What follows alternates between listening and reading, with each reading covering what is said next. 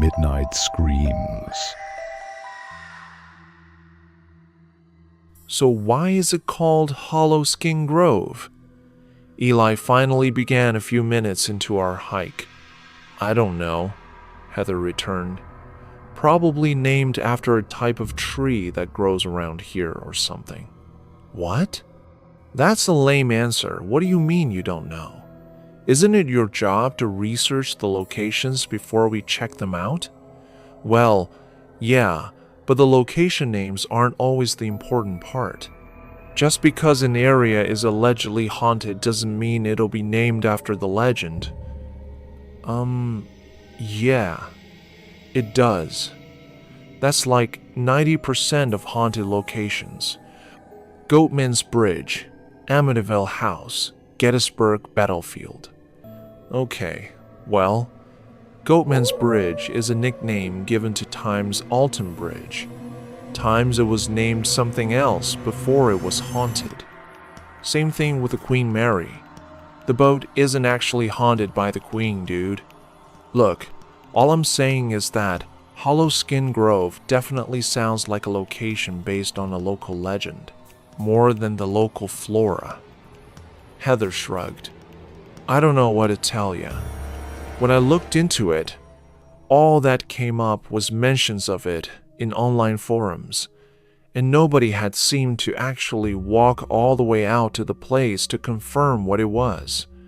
It was all inconsistent accounts from locals about strange noises and figures in the woods. Nothing to link the name to. Hang on, Eli snickered, slowing his pace and placing a hand to his head.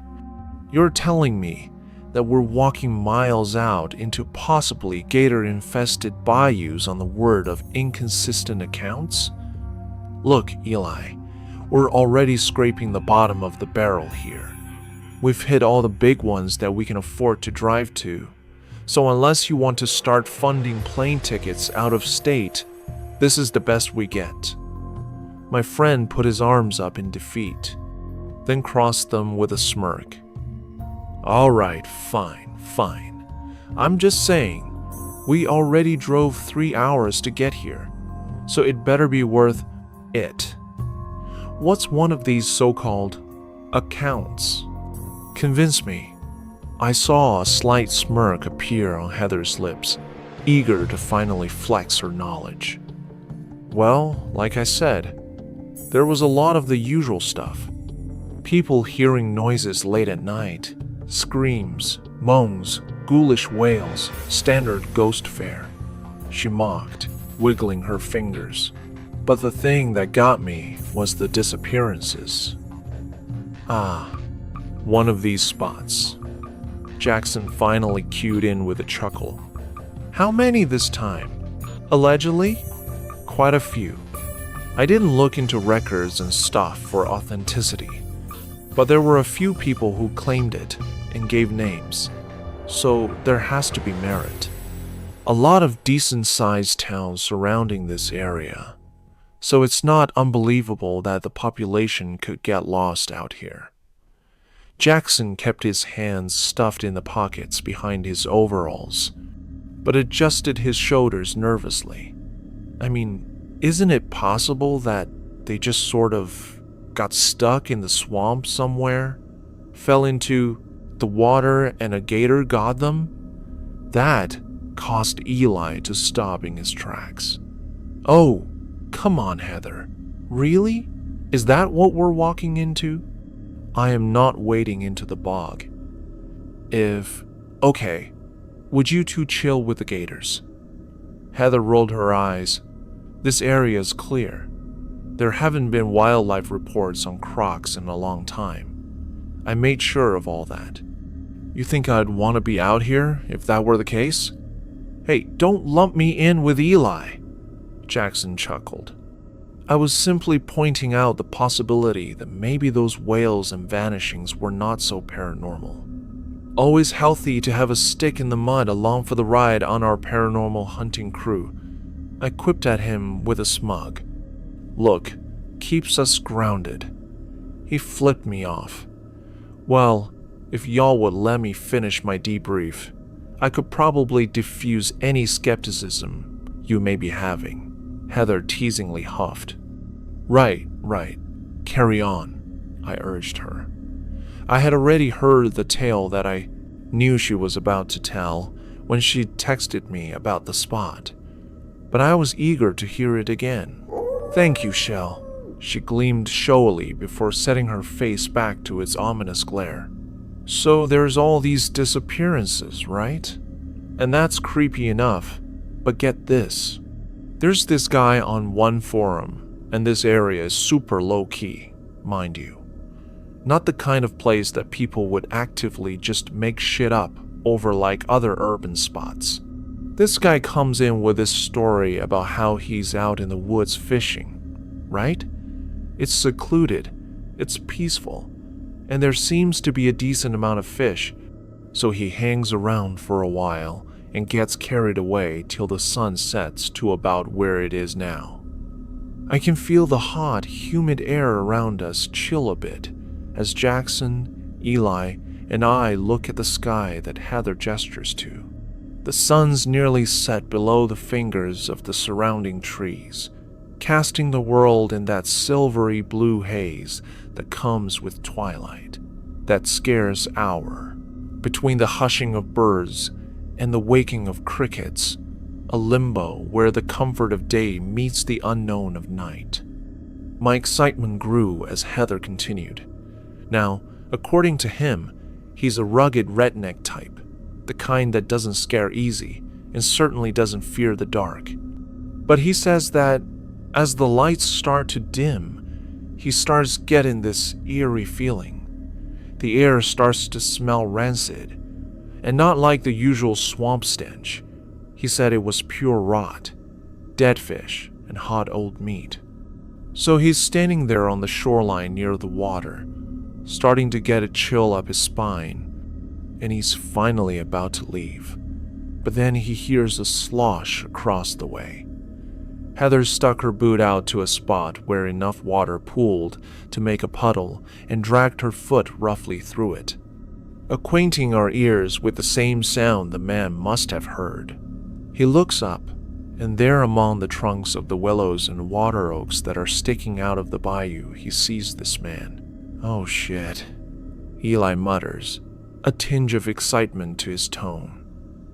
He says, from what he can make out, the guy looks normal, average size, plain build, hair, not too long like he's wild or something. But the thing that stands out about him is his skin. The dude is pale as hell and completely naked, just standing in the middle of a swamp before nightfall. Oh, hell no, I chuckled, the anticipation building in my chest. I already knew the payoff, and Heather knew that I did, but she indulged me anyway. Oh, it gets worse, because the guy isn't even moving. He's just standing there still as a statue, staring, sopping wet, with his eyes open wide and mouth hanging in a silent scream. What the fuck? Jackson gasped. The guy who posted the story said that he just stands there, not moving, too shocked by what he's looking at. He says the guy doesn't move either, at least not for some time. He just stands there with his arms out like this. Heather demonstrated by lifting her arms slightly from her sides and letting them hover there, inhumanly, uncomfortably. He said that as he stood frozen, eyeing the stranger down and waiting for him to make a move, he focused in on his face, and that's when he noticed it. He hadn't seen it before because of the weird lighting and the distance, but the man in the water, his eyes were black like coal, just two dark pools boring deep into him. Heather came to a complete stop in her leading, turning to face us with an expression to mirror the one flickering against the back of our eyes. He said as soon as he noticed it, and the flag finally went off to run, the man out in the swamp crouched down, sinking himself into the water until he disappeared.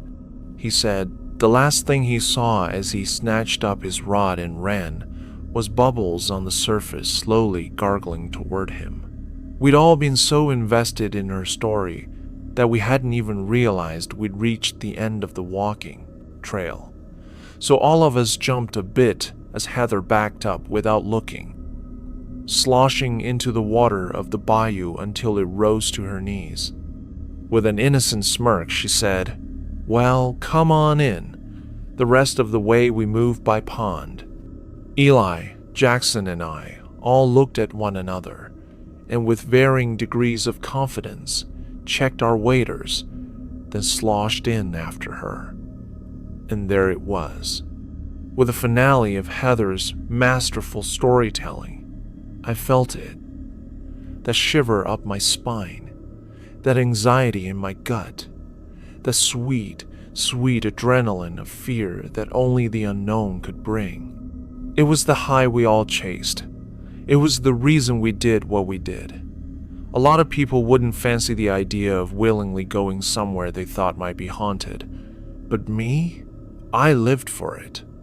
Ever since I was a kid, I was fascinated by ghost stories and urban legends. Things that people couldn't explain, or places that's origins were borderline unknown. There's a special rush with the unexplained that you just don't get anywhere else. A nagging itch that begs you to scratch it as you uncover more and more truths. That's what always drove me into places like this. Dark forests and abandoned houses. Places so mysterious and dripping with potential that an entire county could make up cultures built around them. But it's always a double-edged sword. That mystery is great, yeah, but it only takes you so far. Most of the time, you get there, and after a few hours, the case is closed. It's all made up. The forest really is just dark, and that's all that it is. And that abandoned house? The detached footsteps you were warned of and ghostly groans tend to just be its old wooden joints creaking and popping. The payoff is never as good as the build-up. And though years of running the same routine had yielded minimal results, it never stopped me from pursuing more. Because at the end of the day, the high was worth the hangover. It was fun to explore and freak yourself out with friends for an hour or two, because at least the memories that followed outweigh the letdown of the lack of anything real. I think deep down, though, even though I often told myself that, I truly did one day hope to find a pot of gold at the end of that rainbow. Something real and tangible to show I wasn't silly for chasing childhood campfire tales. Something truly paranormal to scratch that insatiable itch once and for all, whose mystery I could chase until the end of time. Looking back now, I feel foolish for ever wishing for such a thing, forever thinking that finding such a horror would bring anything good. Our hike through the water began slow and careful, moving through the murk so as not to slosh any into our overalls. We'd borrowed the gear from Eli's dad, and aside from wanting to keep dry ourselves, we really didn't want to return it waterlogged. "Shelby, can you pass the GPS?" Heather asked, leaning back. As much as I'd like to pretend I study the map by heart, we're gonna get turned around fast with all the water. What's up with all this anyway? "I thought you said there was a walking path?" Eli asked. "Apparently there is, but the summer rains flood the bayou and bring the levels up.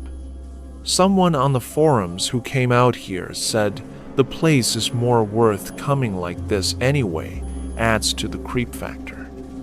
"I hope so," Jackson snickered. "This has to be one of the most intensive treks we've done so far. It'll be worth it, I bet," I chimed in. "I've got a good feeling about this one. I really did. Maybe it was all that prep and extra effort that made it feel like more of a grand adventure. But as the sun set lower in the sky, and the space between the trees grew from that hazy blue to a dark, foreboding black. My heart thrummed faster. Deeper into the bog we went, further away from civilization and more into an unknown that so few other people had dared to travel. Us, though, we were going all the way. That was the plan, at least. Where so many other people had chickened out and never made it to the grove itself, we had the intention of getting to the clearing and seeing if we'd really find the mysterious man of the bayou. Solid proof that all our searching wasn't in vain. We were grizzled veterans at this by now, and we weren't going to be deterred. Then again, maybe a grizzled veteran would have turned back. Maybe they would have seen the signs and got out of that swamp as fast as possible.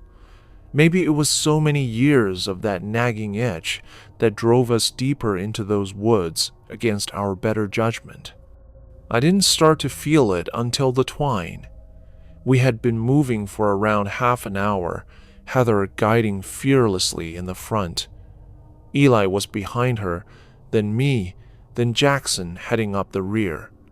We'd flicked our flashlights on now that the swamp had become a dark maze of moss-tangled stumps and algae-ridden pools. I held my breath each time I swept mine through the trees, caught in the middle of both the desire and fear of spotting a man nestled among the dark bark. He never appeared, though, no matter how deep we went, and there wasn't a noise out of place save the occasional heron song to join the chorus of cricket chirps. That changed when suddenly Eli went tumbling forward in front of me, nearly toppling into the murky basin if not for Heather's back to catch himself on. "Whoa, Eli!" She scoffed as water sloshed up behind her, sprinkling her back and pouring a bit down her waders. She was mad, but once she saw the state of our friend, she stopped complaining. It was clear he got it worse.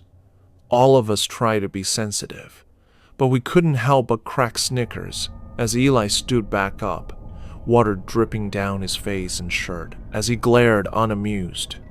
Eventually, our chuckles broke him down, and he started to giggle too.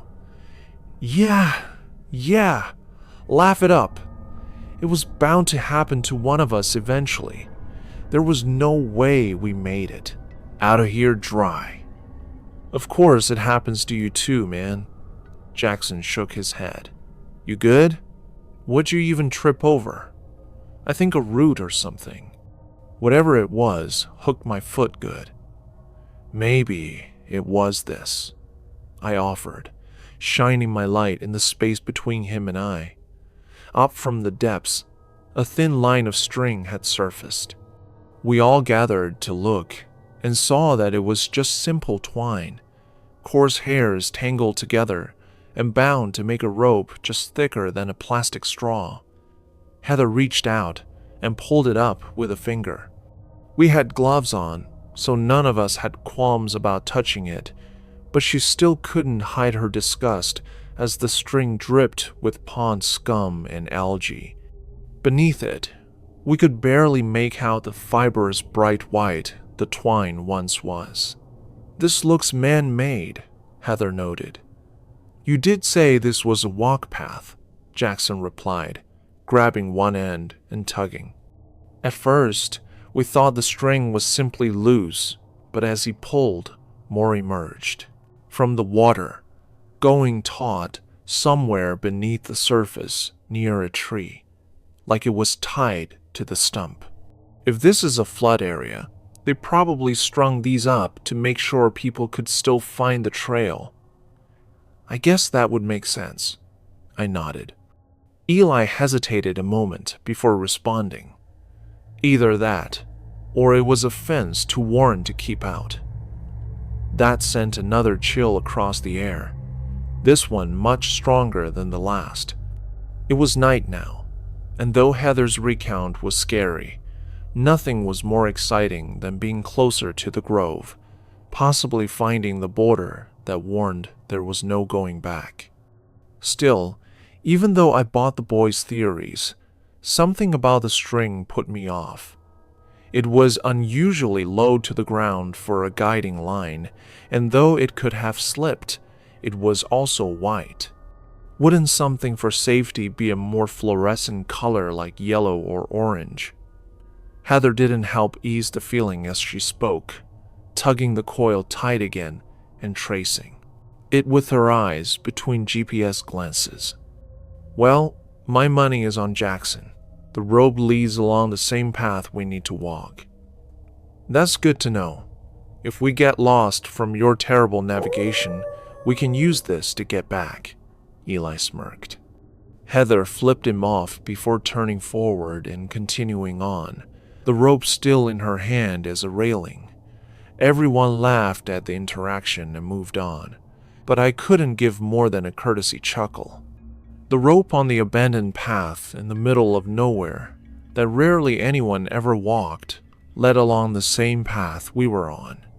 And while maybe Eli was right about getting back, to me, it felt more like it was beckoning us forward. From that point on, the twine became our new GPS.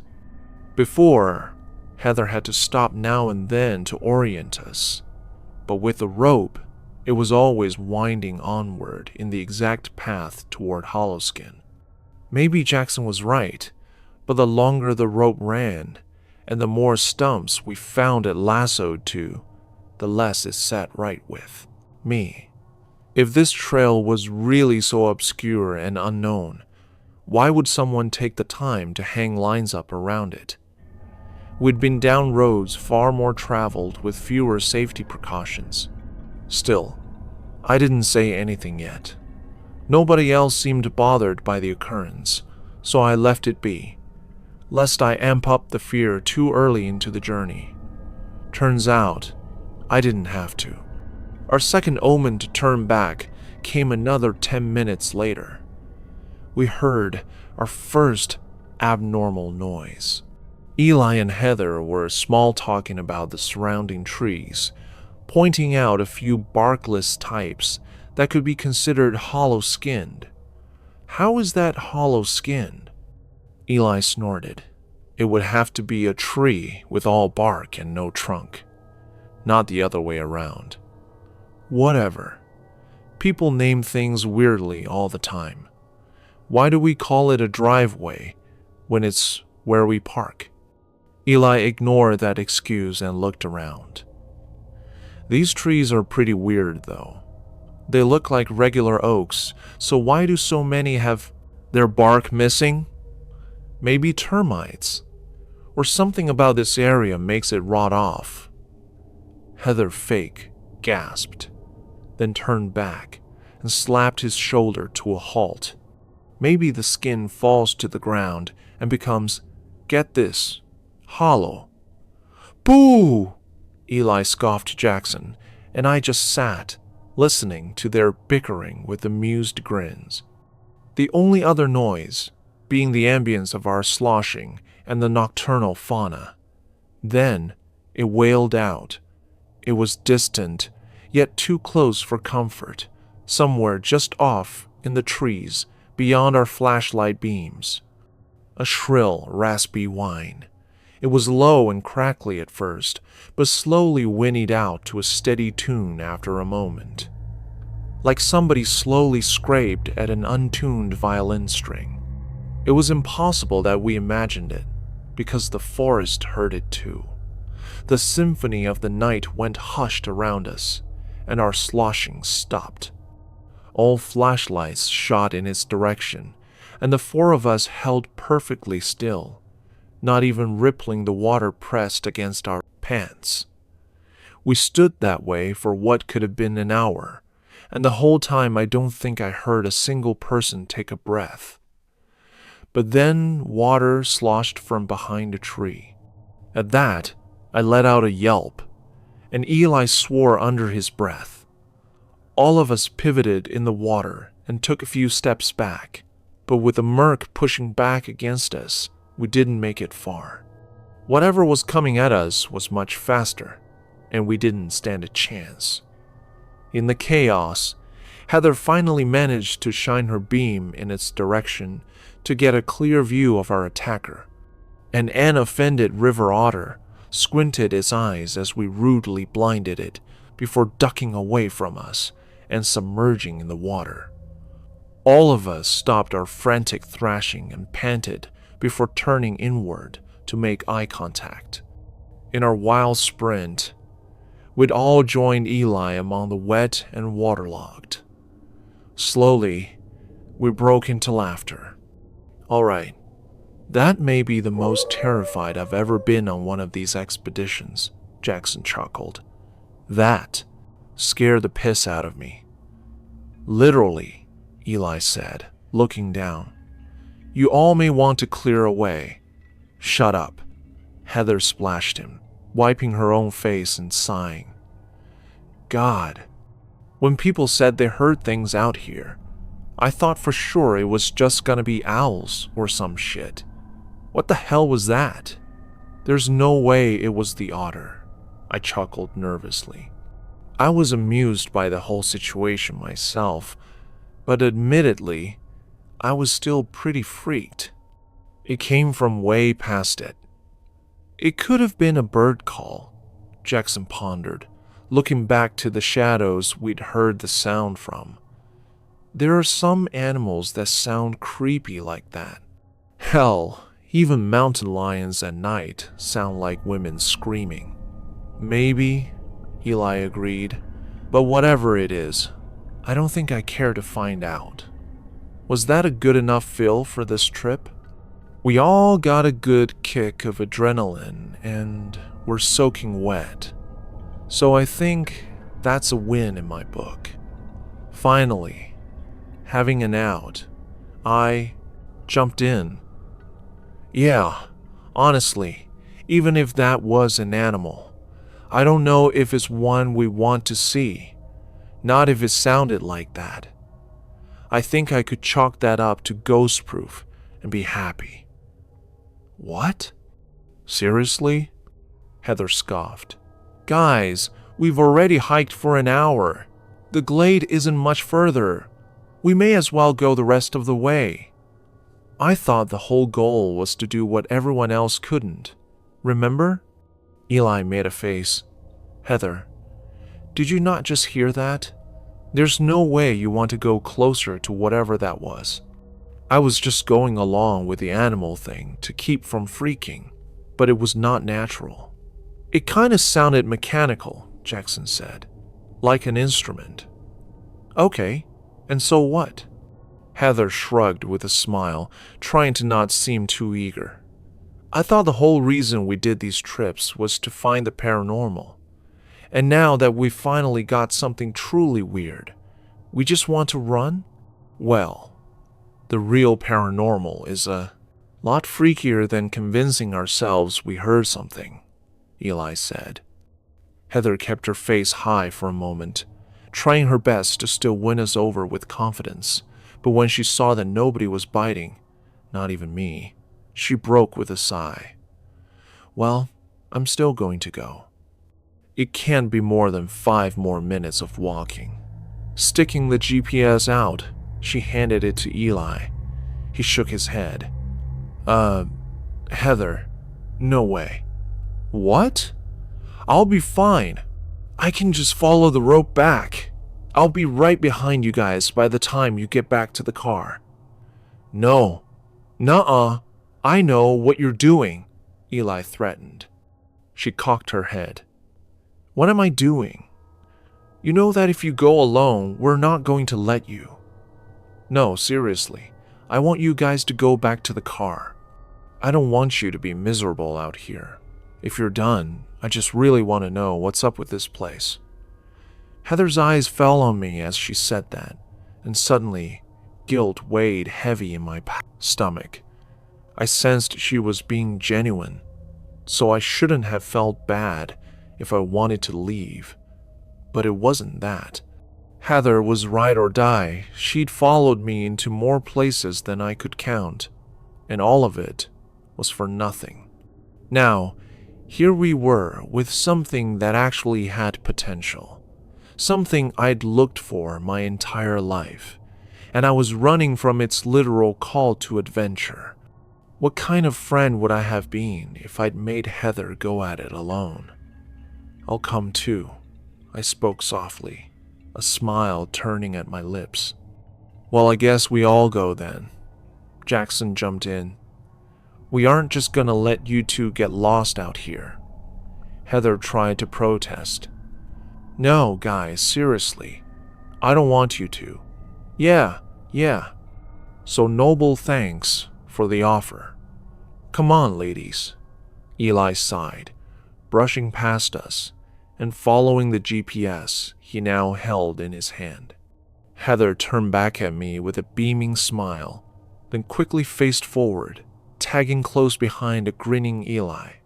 I was happy they were smiling in that moment. Jackson and I were too. I think it was the last moment that any of us ever did. As we approached the glade, patches of land once again became visible among the oaks. They were mainly plateaus of mud and shrubs, nothing stable enough to walk on, but it was at least nice to see land again. Eli was leading now since he had the GPS, but the string was still our guide.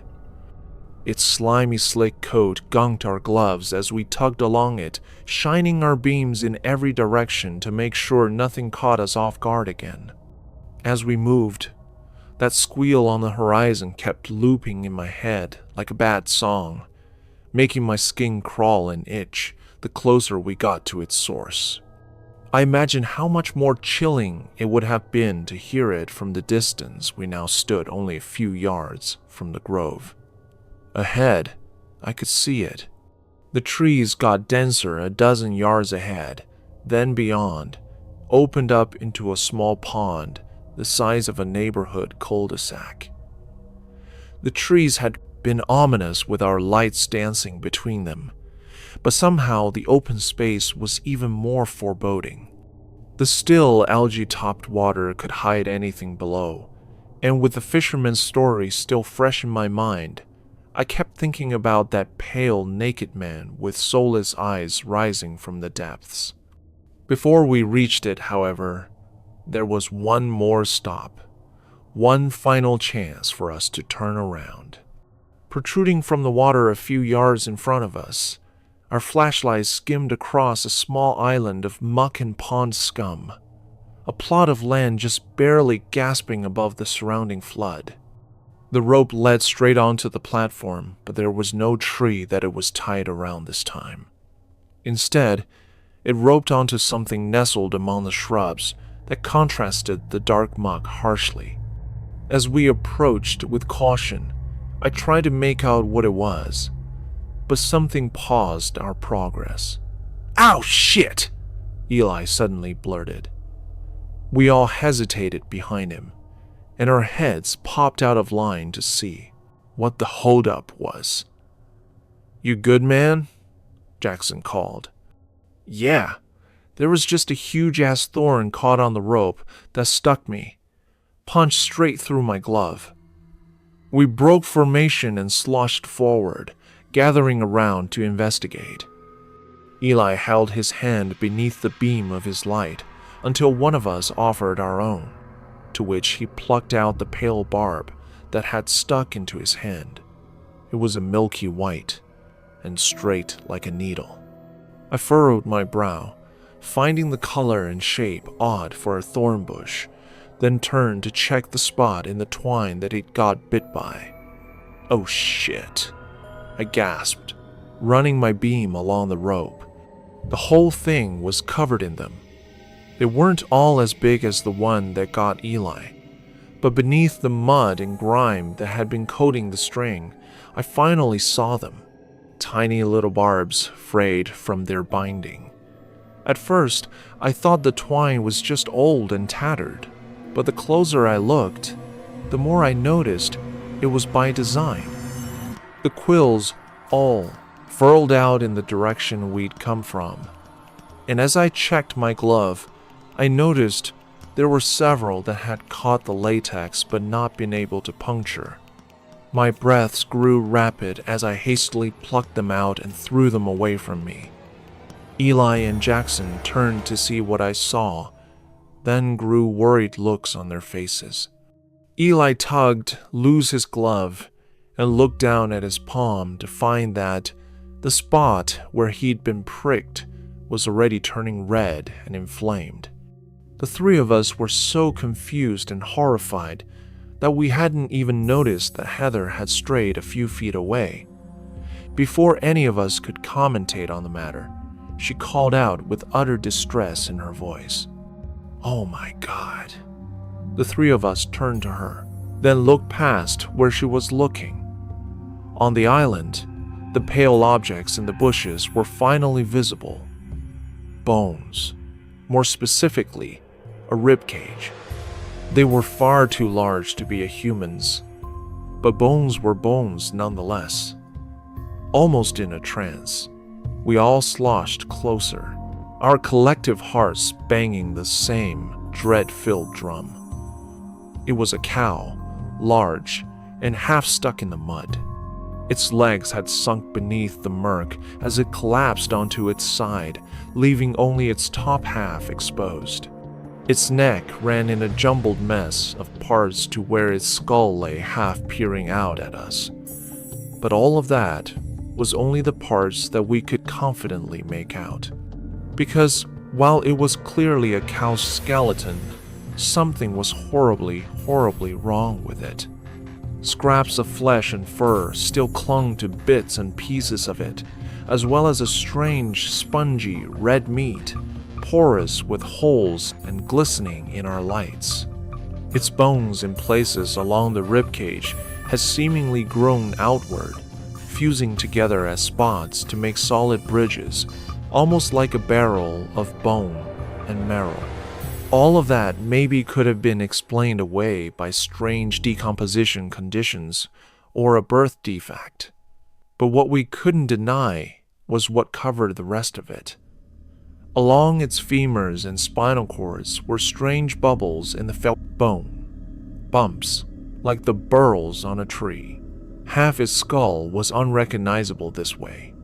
A cloud of strange lumps, like its face had boiled into a froth, then hardened. Bubbles was a very intentional word choice, because that's exactly what they were. Certain parts of the bone had cracked and fallen away, showing that the lumps were hollow.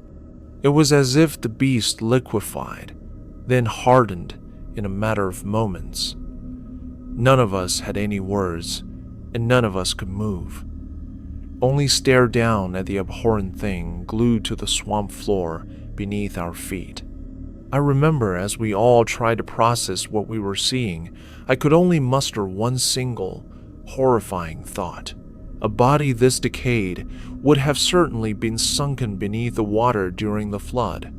That meant it was fresh and somehow still missing its skin. How? How did a cow get out here? Heather muttered. Why does it look like that? Jackson tried to bring us back down with logic. His comforting form of denial. Still, the frantic shudder in his breath betrayed his words. It must have been a pasture cow that wandered off from a nearby field. The swamp gases, maybe it fucked with its decomposition. Swamp gases?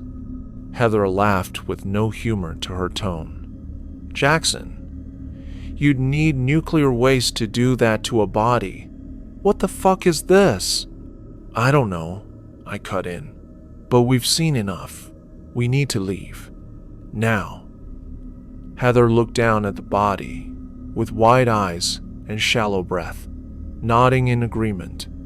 Seeing her go from so adamant to continue to downright petrified only compounded my fear. I had never seen the girl so afraid in my entire life. If even she felt something was wrong, then something was undoubtedly wrong. Finally, we were all in agreement to leave, but even though we'd taken that last chance, it was too late. A sloshing from the clearing ahead made us all jump and stagger back, whipping our beams up into the shadow. The sprawling pool before us ignited beneath the ghastly white beams of our flashlights, and there it emerged, a pale figure wearing no clothes, mouth agape and dark sockets staring holes through us. The man from the story hadn't done the horror justice. Its skin was loose and haggard on its skeleton, like it was nothing more than a cheap rubber suit, and its hair was greasy and foul. Its feet were still hidden below the water, but its fingers were nothing more than limp, dangling flaps that dripped marsh water as it slowly rose from the pond. It wasn't until I noticed the dark spots on various parts of its form that I realized its true nature. Dark spots like its sockets. They weren't marks or black, soulless eyes. They were holes. Holes in a suit of skin, stretched up on some unseen skeleton rising out of the water. Its open mouth and sunken brow suddenly looked less like a haunting wail and more like a horrified scream frozen in time. A cry for help that never came. As its feet crested the water, those awful, flayed feet that flapped loosely in the night breeze, I saw what was holding it up. A mountain of that spongy red meat soaked in mud and algae, a tangle of white, curved bone winding up and disappearing in its hollow puppet.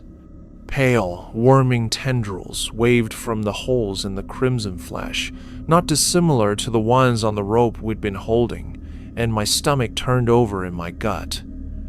That wasn't the end, though. In the fraction of a moment that I was able to take all of that in, more bubbles began to froth in the clearing around us. From the water rose even more suits of skin, all with the same desperate, wailing expression gasping at their face. Men, women, animals of every kind that were stretched in abnormal ways, as if whatever was holding them up didn't quite know what to make of their various forms. I prayed that the smaller human suits I saw weren't what I believed them to be. None of us screamed or made a sound. We just turned to run. The water had never felt thicker as we splashed into it, making a break back the way we'd come. I turned over my shoulder, horrified that I might see the figures gliding through the swamp after us, but instead I saw something worse. Eli wasn't moving. He was still perched on the island, staring vacantly off into the bog. I could see by his posture that he wasn't sharing the same fear that we were. In fact, he looked almost calm. "Eli, let's move," I shouted, my voice breaking with utter terror. Still, it scared me more that he didn't move. He didn't even flinch. I knew then and there that something was wrong. Whatever was in that water had him already, and it was too late. Still, I began charging back. We couldn't leave him. Not here. Not with these things. My boots sloshed out of the water, back onto the mud, just in time to see the full horror set before me. Dozens of bodies conglomerated together, flies flocking and buzzing in and out of their holes like some sick sort of hive. Then, in the middle of them, one last body bubbled up. It wasn't human this time, nor animal. It was pure, incomprehensible flesh. A mountain of soaking meat filled with excited white worms that squirmed and danced in the hot swamp air. Spines and large ribs stuck out from its serpentine mass. That stiffness had been stolen. They seemed to shift and writhe beneath my flashlight, like tentacles, snapping straight at random and releasing harsh clacks. From its center spread large blankets of red tissue, almost like petals on a flower, and they too seemed to jitter and vibrate in the air like it was alive. Its head was nowhere at all, just a large, gaping pit plunging into a darkness of its body, a darkness that several pale ropes ran into. The string that we'd been following went taut, and from the water arose even more, running off into the woods in every direction. I felt mad looking at the creature, my brain hardly fathoming that something so horrifying might exist. Unable to bear it any longer, I reached out for Eli's hand. "Eli, please, let's go." My palm gripped around his hand, the one that had been pricked with a thorn, and my body went numb as it crumpled in my grasp. The skin wadded in on itself like I was grabbing a latex glove filled with water, and inside I could feel hard bits floating around like chunks in a stew. Bile would have risen to my throat if it could, my swirling brain unable to take any more. But I was shocked, numb, as Eli turned back to me, his face vacant and blank, and his eyes pouring blood. Behind him, the vile flower of flesh and bone released a sound from its pit that vibrated my teeth and made my head pound, a sound like a coarse violin string being scraped. Eli turned back to it, as if in a trance, then began moving closer into the water, his skin sagging as he went. I could barely move as tears streamed down my cheeks, the image of my friend sinking below the murk etching into my memory for the rest of my days. A harsh yank from my right brought me back down to reality, and I turned to see Heather tugging me along, her own face slick with tears and snot. She called out to me, but I couldn't hear her.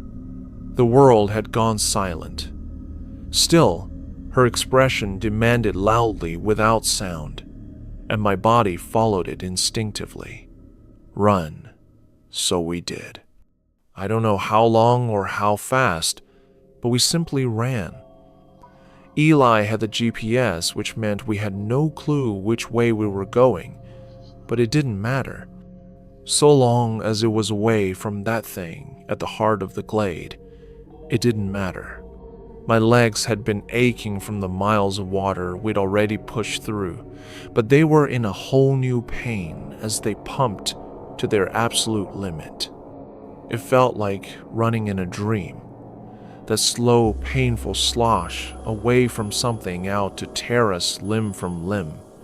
Even if the thing wasn't giving a proper chase, which none of us dared to look back and check, there was still the ropes.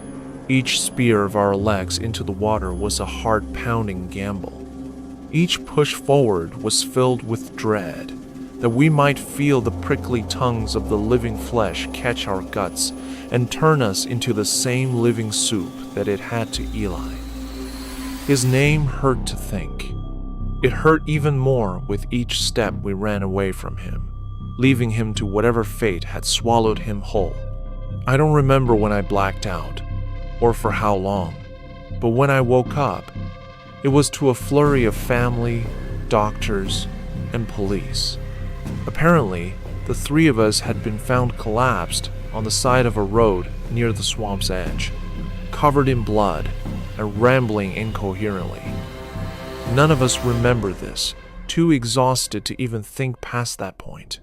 Once we were checked over and released from medical care, it was straight to the police. They asked us what had happened and where Eli was, but we didn't have a good answer for them. There was none to either question. We tried to tell the truth. We knew how it sounded, and we knew how they would react, but it was worth a shot. The concerned looks and skeptical glances between the officers told us all we needed to know. There was one thing I noticed, however, a look on the sheriff's face when I brought up the name Hollow Skin Grove. It was recognition. It was a small flicker of fear. As quickly as I noticed it, however, the man smoothed it away to never return. Still, as I talked, I could sense it behind his gaze, something deeper than skepticism. Whether my insight was correct or not, it didn't matter. Our story was never entertained, and in the end, the whole thing was ruled as group mania, a hallucination induced by a collective panic we'd gotten while lost in the swamp. And Eli, searches were conducted over the next few weeks, but of course, a body was never found. Not that I believe in the efforts that were claimed to have been made. When his parents kept pushing that they search until at least a corpse turned up, the police finally released an official statement. An alligator, a rogue gator, had migrated north and found its way into the county, settling in the swamp and yanking unsuspecting hikers into the murk. They were convincing about it too. Even hauled the corpse of a gator they must have shot down south, up, and paraded it out of the forest to back their story. I like to think that Eli would have found it all funny if he were still here. He ended up being right about the crocs all along. He's not here though, and of course, none of us are laughing. Jackson hasn't been able to get out of bed for the last few months. I'm pretty much the same. Heather blames herself for what happened. Of course, how could she not? Still, I don't fault her too much. Even if it was her who urged us to keep going, we had no idea what was sleeping in those waters. What horror was lying beneath the pond.